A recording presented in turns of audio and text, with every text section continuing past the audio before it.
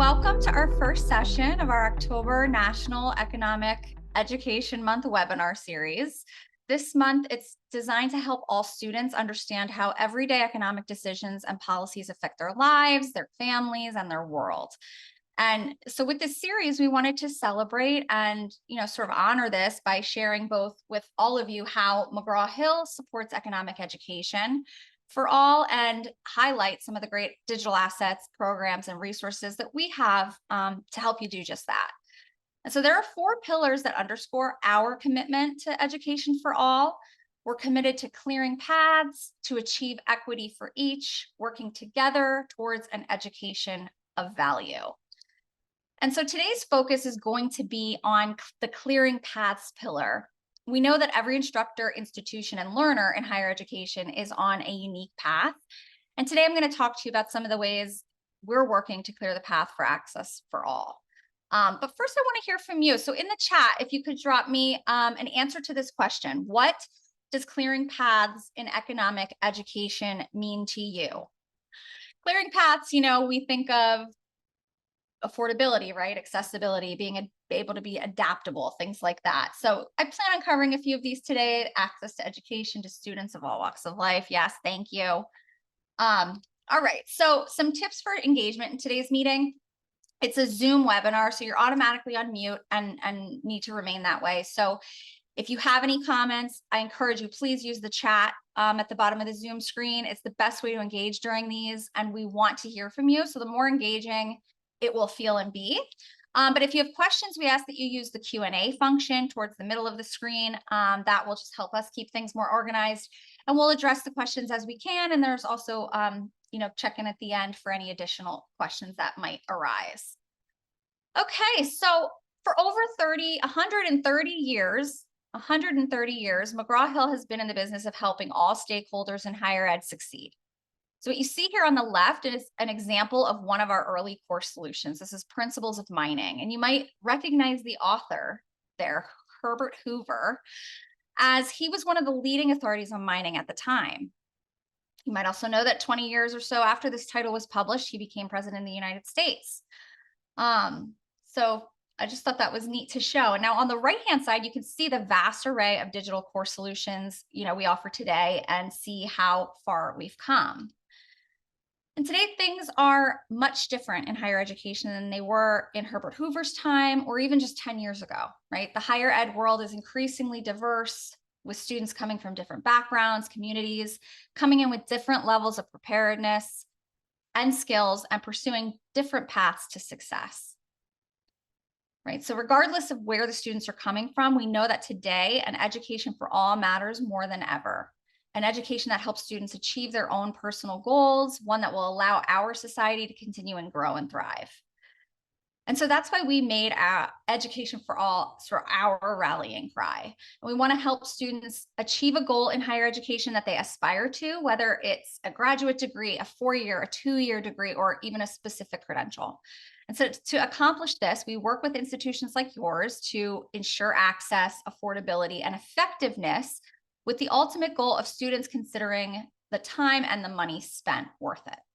And as I mentioned before, our 4 pillars that underscore our commitment to education for all are seen here. And over the course of today and the remaining webinars in this series, we'll explore what each of these pillars means, and then the tools available to you in economics specifically, sort of supporting the achievement of education for all.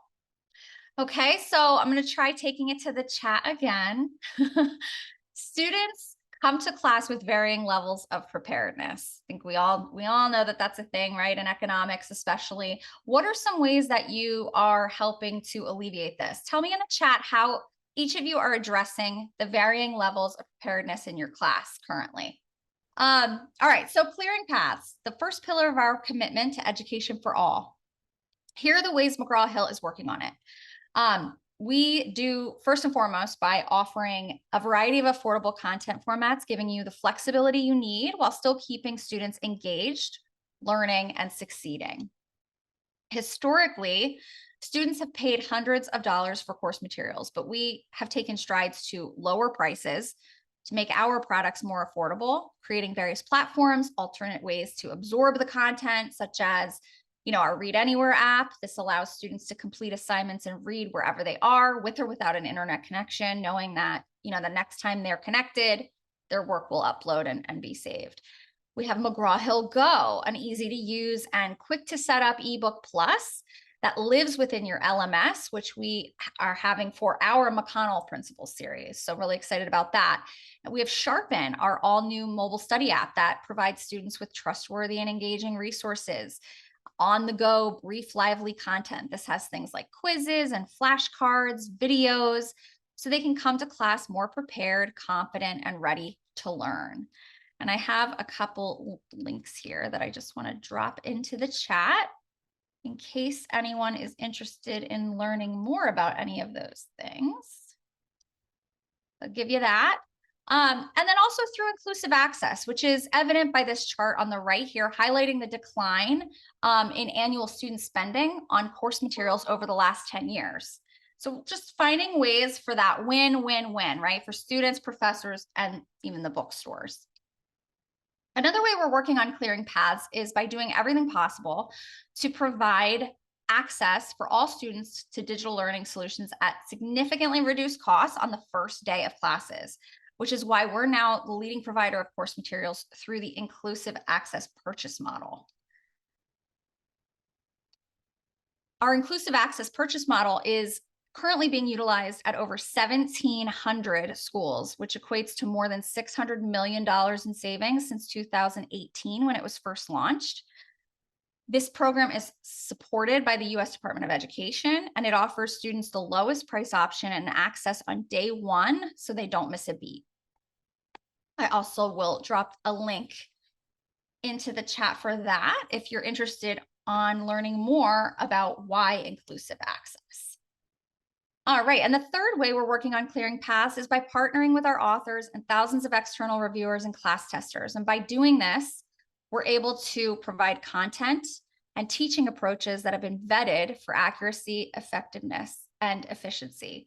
This gives instructors the peace of mind that our products are proven and practical for a wide range of students. And lastly, our technology and digital course solutions are secure, easy to use, and save you time, allowing to enhance the impact you have on students so that they can be successful. And so this is a good segue to move into the story of SmartBook, which ties into clearing paths nicely. It's our adaptive learning solution that lives within our Connect platform. But first, I thought I would just share a little bit of information about Connect in case anyone on the line is not familiar or hasn't seen it before, hasn't given it a try. Connect is our complete course platform. It provides, it helps you create deeper connections with your students. And this is done in a number of ways. So we have through our course build and delivery, all those things that you see under that. We have student success. We have support at every step for instructors and faculty, and a wide range of performance tracking.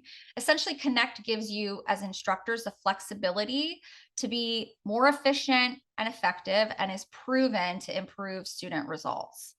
Okay, so Connect is the overall course platform, and then SmartBook, which I want to talk about today, is you have the foundation of what Connect is, so that it's the adaptive learning solution part that lives within Connect. Okay, so hopefully that makes sense. All right, third time's a charm. Let's see. Can you tell me in the chat how you're currently assessing your students' understanding of key concepts prior to actually, going through actual graded assessments? What are some ways that you currently assess that they're understanding the key concepts? And if you can share in the chat anything you're doing to help that. Okay, I'm going to talk about SmartBook and how it can help assess students' understanding of key concepts. Quizzes and in-class discussion. Thank you, Anke. Good. Okay, so SmartBook lives within Connect, is an adaptive, mastery-based reading assignment rooted in several learning science principles. It's low stakes, it's a formative assessment, it's tailored to the student's need and ensures that they're learning the key concepts, transferring that learning into long-term memory. Essentially, it's taking our e-reading experience and pairing it with the Learn Smart engine. More than 10 years ago, we embarked on this journey, and now SmartBook has emerged as a leader in adaptive learning.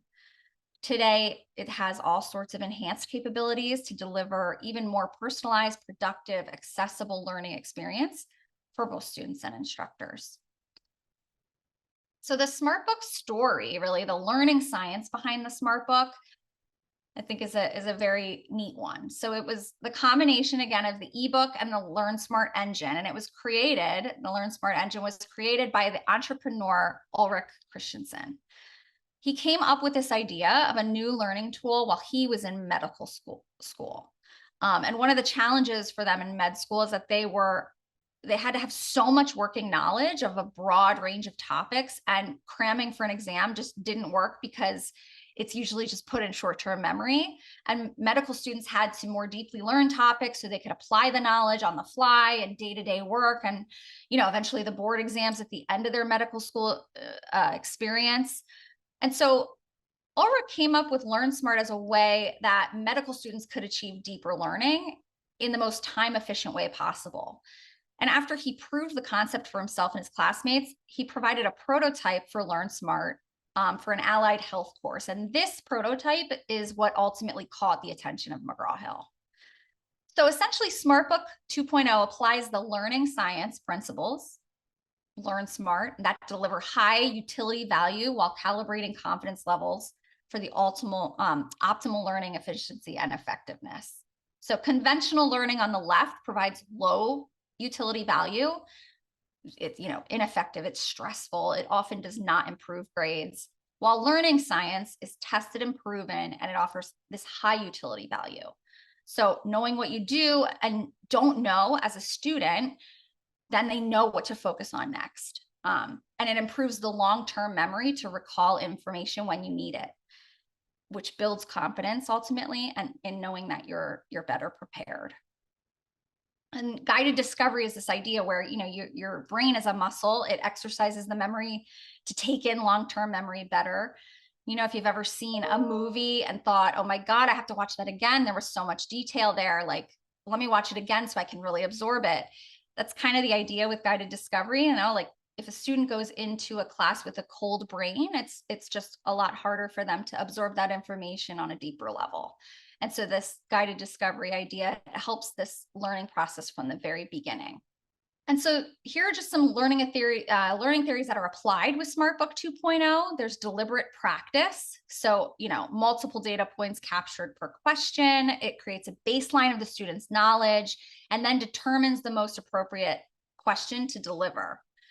And then there's this idea of spacing and interleaved chunked practice. So this keeps students intentionally focused by spacing, interleaving, and chunking learning concepts to improve the overall learning and retention of the course material. Then there's metacognitive theory, and this determines what students really know as opposed to what they think they know, and adjusts the student's learning path based on that, which we'll show you in just a minute with a live demo. And then lastly here, the effortful retrieval, the entire SmartBook 2.0 experience, it promotes engagement, challenge, struggle, and motivation that helps transition course concepts from short-term into that long-term memory. So a lot of cool stuff. I think it's cool. So I want to turn it over now to one of our digital faculty consultants, Per Norander. Per is a senior lecturer in the Department of Economics in the Bell College of Business at UNC Charlotte, North Carolina's third largest public university. Prior, he was a senior instructor of economics at Missouri State University. Per has taught economics using McGraw Hill Connect for the last 16 years, and during which he's contributed to both content and the user interfaces of our platform. So Per, we're so appreciative of you to be here, and he is going to give us a look into Connect using his SmartPoint 2.0 from his perspective here. So I will stop sharing so you can go ahead and share. Thank you, Carla, and thank you everyone for being here today and listen in as I share some of the ways in which SmartBook has made a real difference in my classes and for my students and for my teaching as well. Now, I'm usually not bashful to admit this, that the first time I saw SmartBook, it was called LearnSmart at the time, I thought it was a really neat project, but I wasn't sure how I would use it in my class. As anyone who teaches economics knows, we are looking for, not lower level learning as in remembering or understanding. We're looking at that high level learning, application, analysis. And for that, you often need some pretty advanced tools, graphing, equations, longer type of questions. So I thought this sounds cool for others, but maybe not for me. And it took me a while to realize that I was trying to get my students to run without really having the knowledge to crawl and walk before. And as I started looking more at SmartBook, I realized that what this tool could do is fit into what I was already doing by being kind of the first contact that my students have with a new material. So I pulled up my Canvas course. That's the LMS that we use here at UNC Charlotte. We do use the inclusive access package. So all my students have access to all of the Connect material on day one, and they can use their university bill to essentially pay for their material, and that has been a game changer for a lot of students. But once they have access to this, we can see that my students, they're about to take an exam here tomorrow, so hopefully they are preparing for that. But next week, we're going to start new material, as the 16-week semester kind of is a high-paced time frame. There is no time to wait.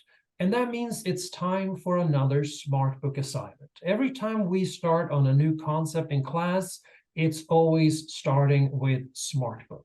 So my students will go from Canvas or Blackboard or whatever LMS they would be using and simply launch this exercise.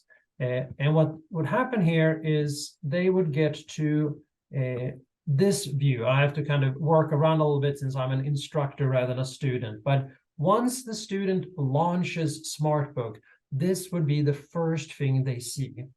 And there's some really important information here for our students. They need to know, of course, when the due date is. They need to know how much time this is likely to take them so they can plan well. And more from practical standpoints, what is it that we're asking them to do?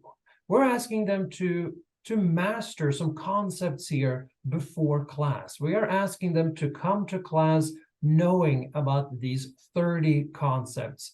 And here in a few minutes, I'll show you where that number came from and how that's something that actually I got to create. But from a student view, this is what they would see.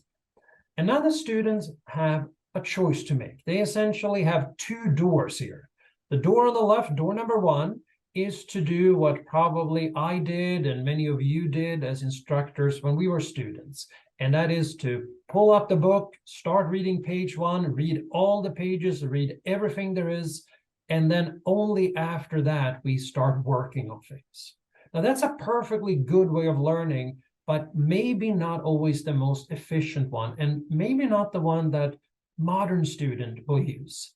They would probably pick door number two, where they're going to use a smarter way to learn. They're going to use a smarter way to read the book. So here, we're going to let the questions guide our learning. And that's really where that SmartBook makes sense to me. So the student is served up a question, and not every student gets the same questions here. And depending on how well they do, their learning path is going to be very different from another student in class. We see these bars up here. They are not filled. They're empty as of right now because we haven't mastered any concepts. But as the student does this learning exercise, those are becoming filled based on getting these questions right. So the first one here deals with non-institutionalized members of the population who are also civilian. For us economists, we know exactly what we're talking about, but if this is something you've never heard of before, your next step is probably to go right here, to read about this concept. And the SmartBook is going to pull up the part of the textbook that covers this content. And it's going to also help here with some highlighting. Now, should the student want to go back a little bit, they can do so. If they want to keep reading, they can definitely do so. But this highlighting helps them to become smarter readers. Once they feel like they have a better sense of what civilian non-institutionalized population over 16 is referring to, they can go back to the questions and say which one of these they think that sounds most like. This is the working age population. I just read that in the text, so I can be pretty confident here. I can rate myself as having high confidence in that answer. And that is, helping with that metacognitive part that Carla was talking about. Do we know the answer, and do we know that we know the right answer?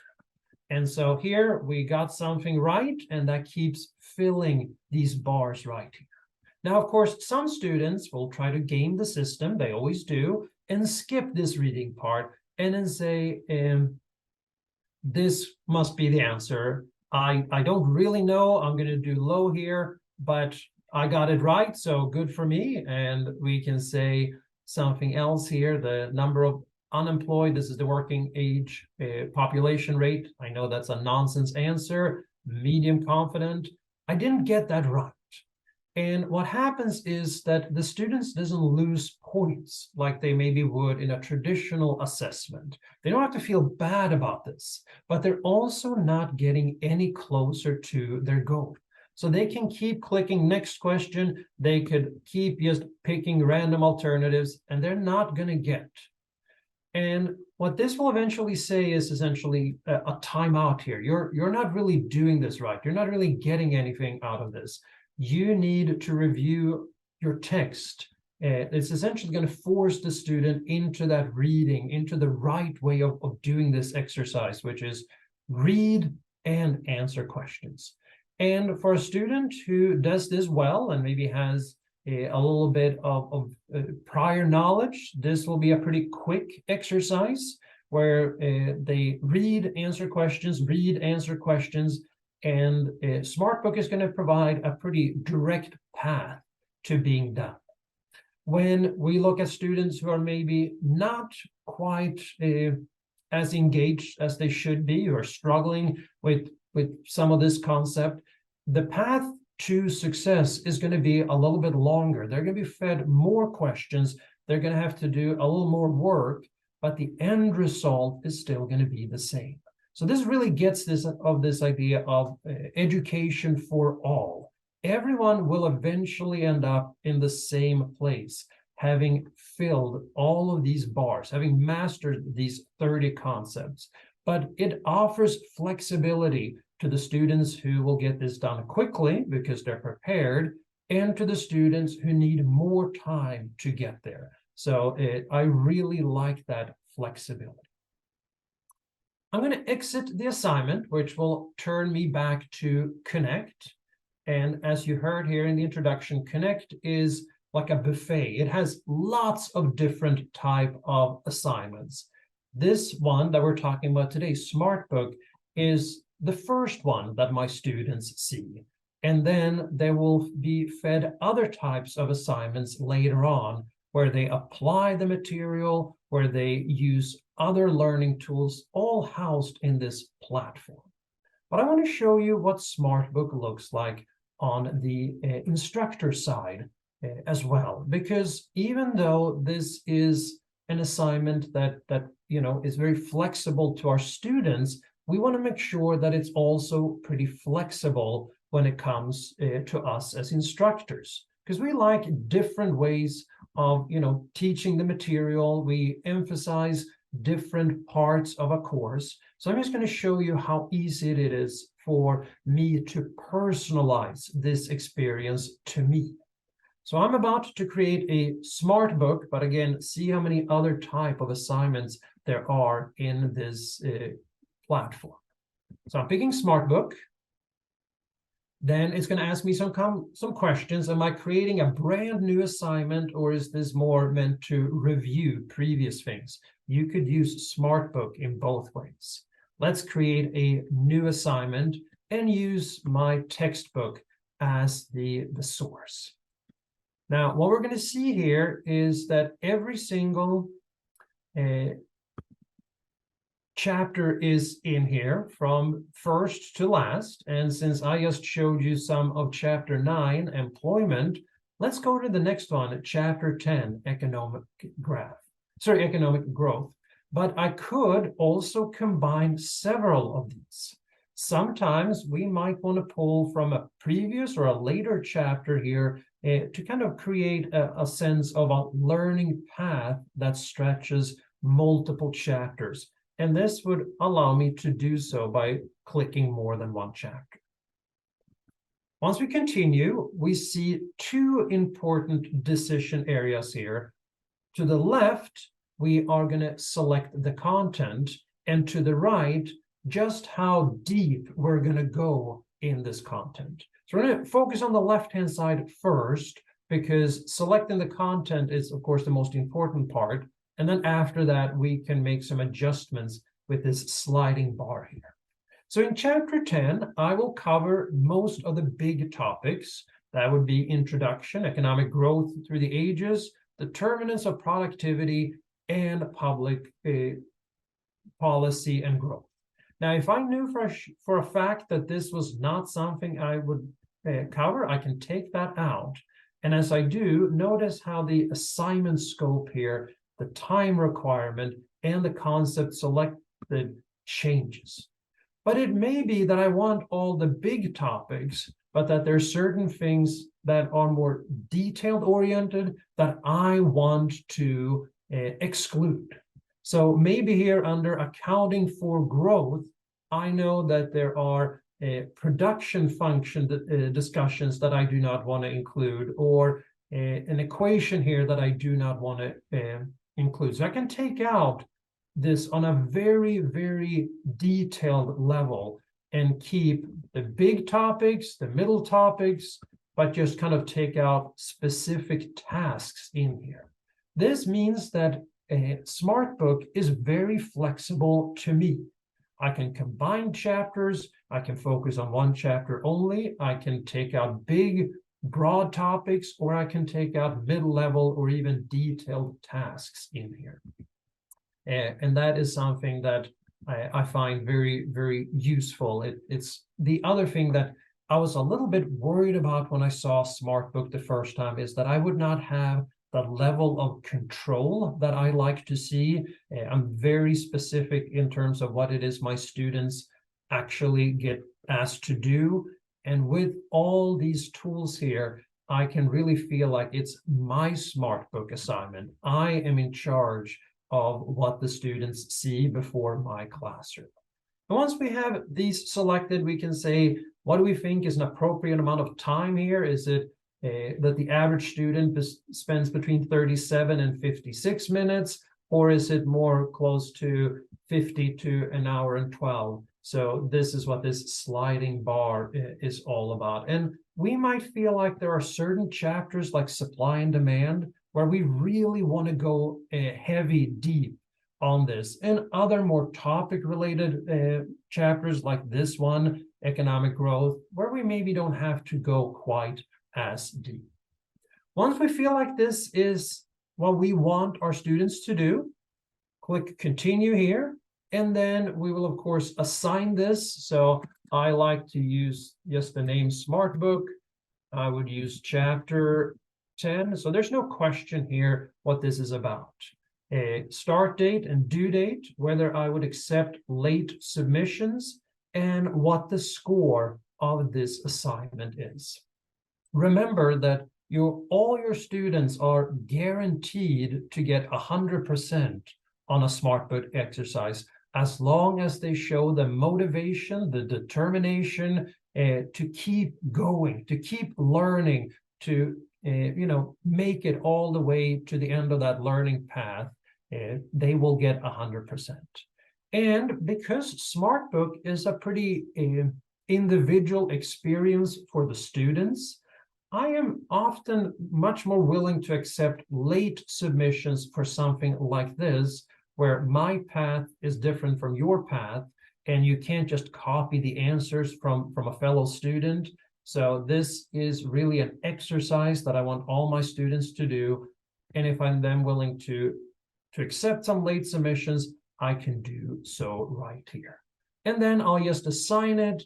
And because it shows here as deployed, what's going to happen is that it's going to show up into my Canvas course just wherever I want it to be, week 9, week 10, and my students will be ready to complete that, coming really prepared in class.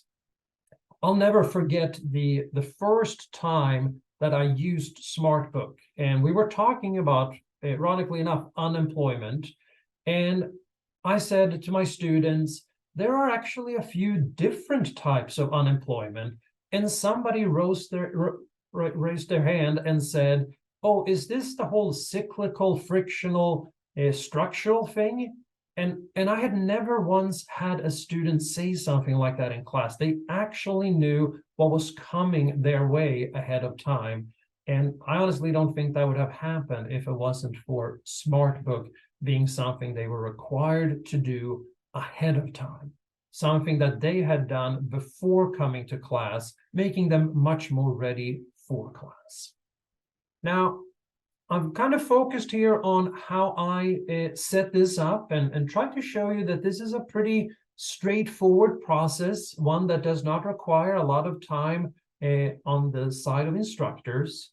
But I know that seeing it and for the first time is a little bit different than doing it again and again and again. So I'd like to invite you to ask me questions if there's anything that I showed you that you would like for me to show you again or explain a little bit better, or if there's maybe something you're wondering about, could I use SmartBook for something like this? This is a great opportunity to ask those type of questions. Yes, if there's any questions regarding anything that you just saw, please drop it in the chat.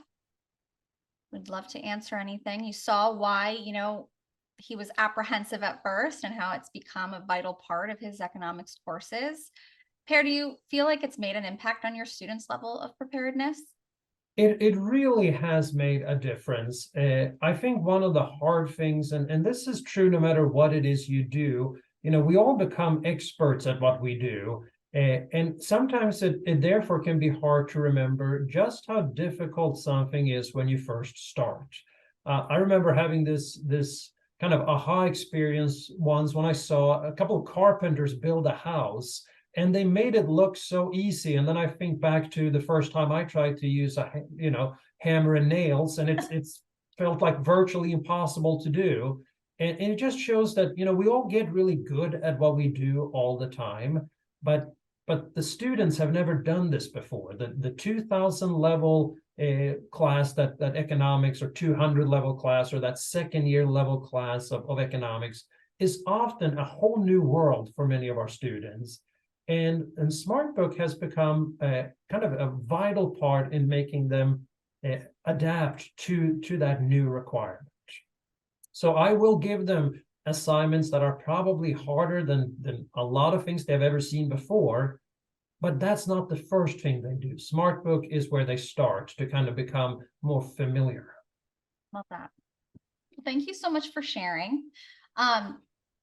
If there isn't any questions, I did go ahead and drop a survey link into the chat, as well as the link for the landing page to register for any of the other webinars that are part of this series. And then I also have a link for our Econ Find Your Fit survey, which can help if you're interested in any of our titles, learn more about them and see which might be a good fit for you. But other than that, it does conclude what we had prepared for today. So I thank you so much for joining us today to learn about clearing paths in economic education for all. I hope you found it useful, informative. We do invite you to join us for the second webinar of this series, which is next Thursday, October 12th at 1 p.m. Eastern, which is going to be around equity for each. beyond boundaries in economics education. It'll be about accessibility enhancements and adaptive econ prep, and a brand new assignment type that we've launched that engages your students in a new way. So excited about that. So we do hope to have you join us again. Per, I thank you so much for joining us.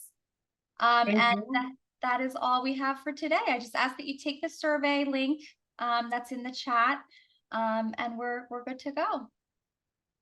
Hope to see you again. Thank you, everybody. Thank you.